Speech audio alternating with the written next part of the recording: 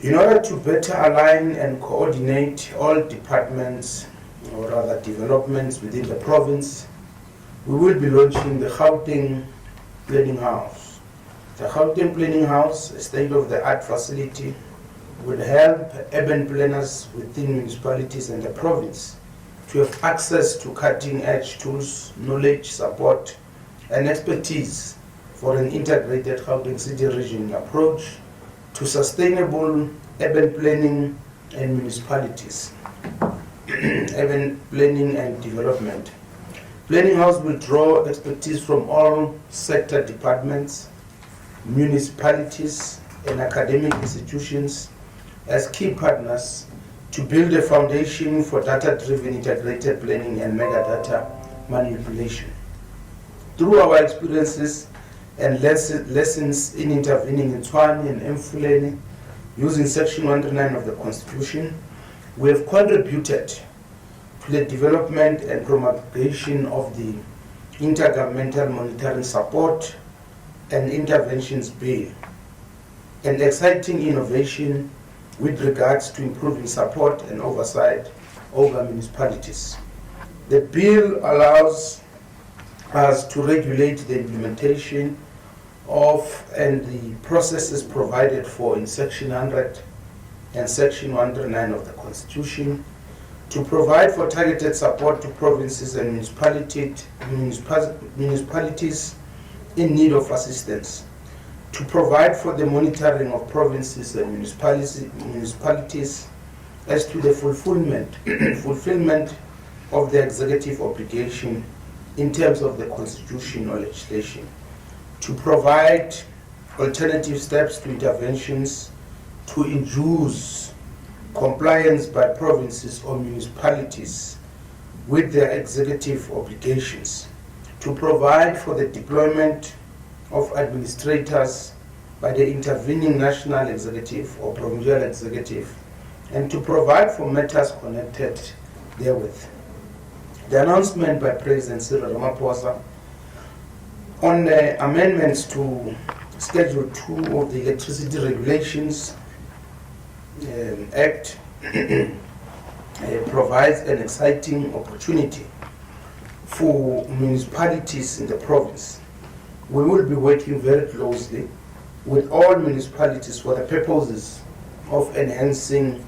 power generation and providing energy security in the province. Gauteng is a water-scarce province, and one of the lessons that we have all learned from Cape Town's Day Zero challenge is the importance of water security for our city region. In fact, a study by the Gauteng City Region Observatory shows that water cuts could become the next barrier to our economic growth and development objectives, just like power cuts and load shedding. If we don't plan properly and apportion our water resources effectively and efficiently, with this in mind, we are working on the development of the Gauteng City Region Water Security Plan and have already had interactions with key stakeholders, including the Minister of Water and Sanitation,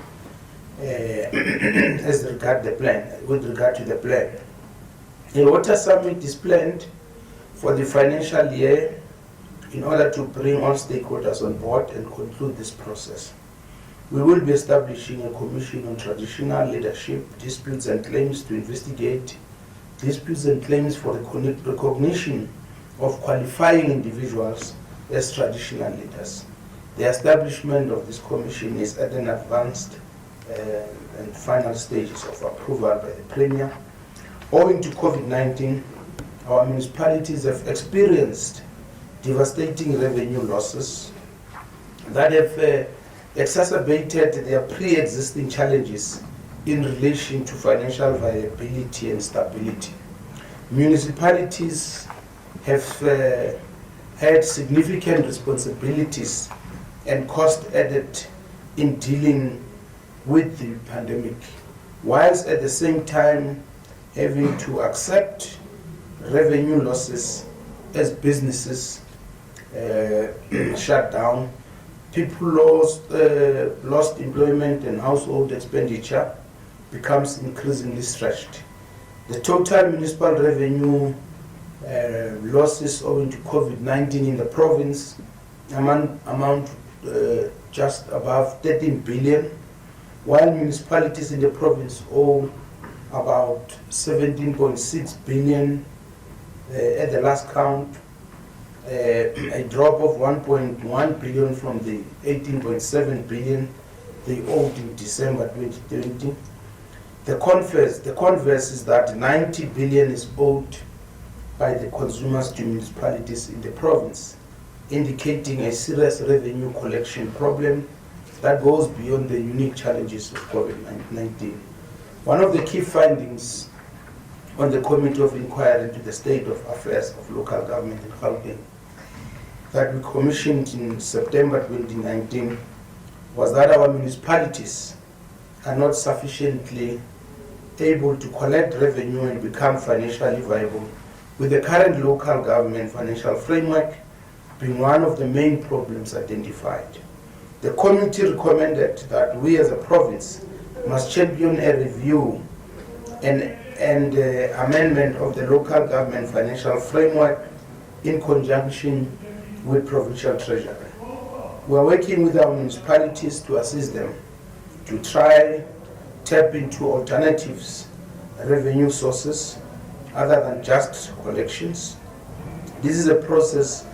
that is a work in progress as we seek innovative mechanisms of making our municipalities financially sustainable and viable. Working with provincial treasury and national treasury, we are looking into investigating the use of a suite of measures to address the entire revenue value chain with devoted focus on the credit control and debt collection process, capacity, capability, efficacy and adequacy of personnel